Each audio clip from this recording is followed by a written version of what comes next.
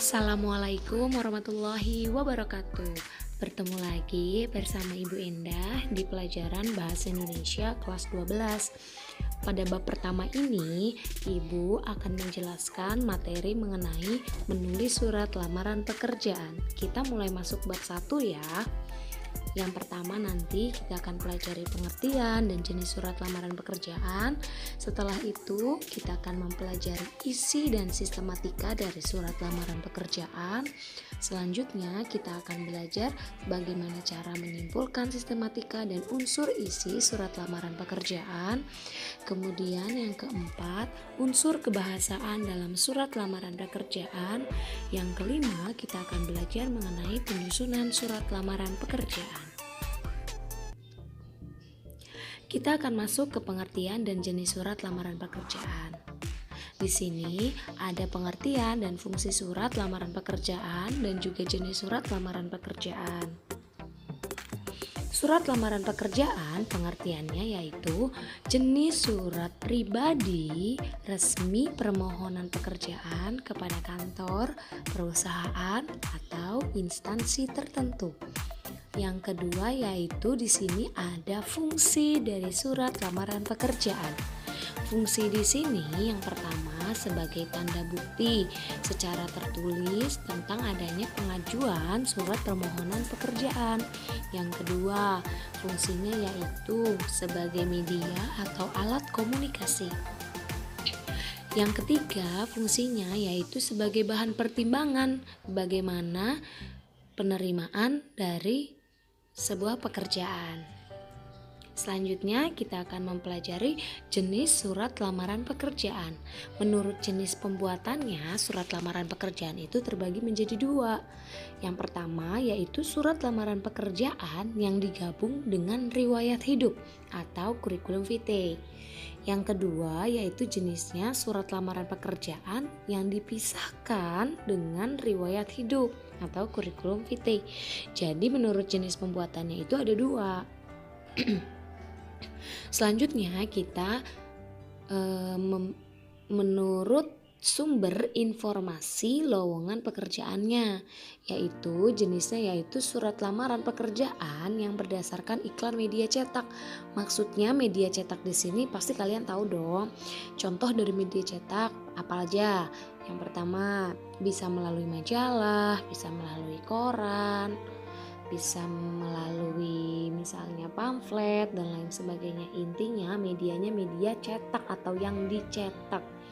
Yang kedua yaitu surat lamaran pekerjaan berdasarkan informasi dari media audio atau bisa dikatakan yaitu medianya radio. Kemudian yang ketiga ada surat lamaran pekerjaan yang berdasarkan informasi dari orang lain. Maksudnya bagaimana itu, Bu? Maksudnya yaitu misalnya kamu punya saudara, kamu punya teman yang mungkin bisa memberikan informasi mengenai adanya lowongan pekerjaan. Contoh, misalnya si A mendapat informasi dari saudaranya mengenai pekerjaan di bagian accounting. Karena perusahaan tersebut tidak menginformasikan melalui media, tetapi melalui karyawan yang bekerja di situ untuk mencari pengganti atau posisi penempatan pekerjaan itu supaya bisa lebih cepat. Nah, seperti itu berdasarkan informasi menurut orang lain. Kemudian yang keempat, ada surat lamaran pekerjaan yang berdasarkan inisiatif sendiri.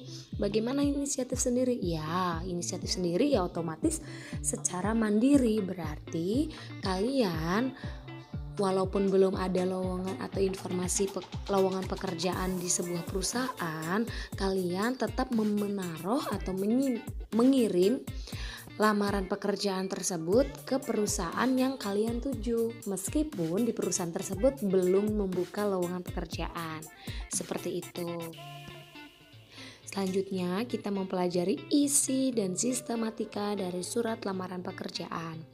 Isi dari surat lamaran pekerjaan itu bisa berupa informasi yang tertulis dalam surat lamaran pekerjaan. di mana surat lamaran pekerjaan ini berisi permohonan dari seorang pelamar pekerjaan supaya pelamar tersebut bisa diterima bekerja di tempat yang sedang mereka lamar.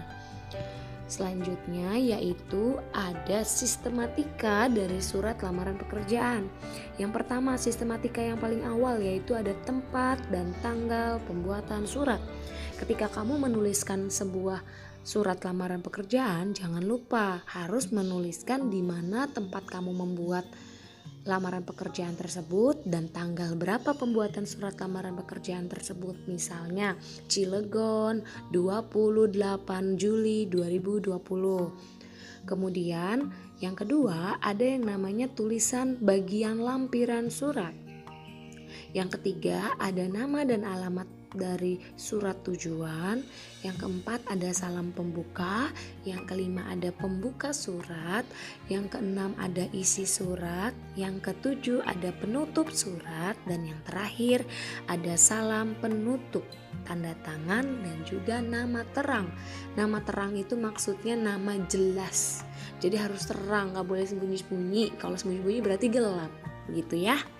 Kemudian lanjut ke materi di mana aspek-aspek penting dari surat lamaran pekerjaan.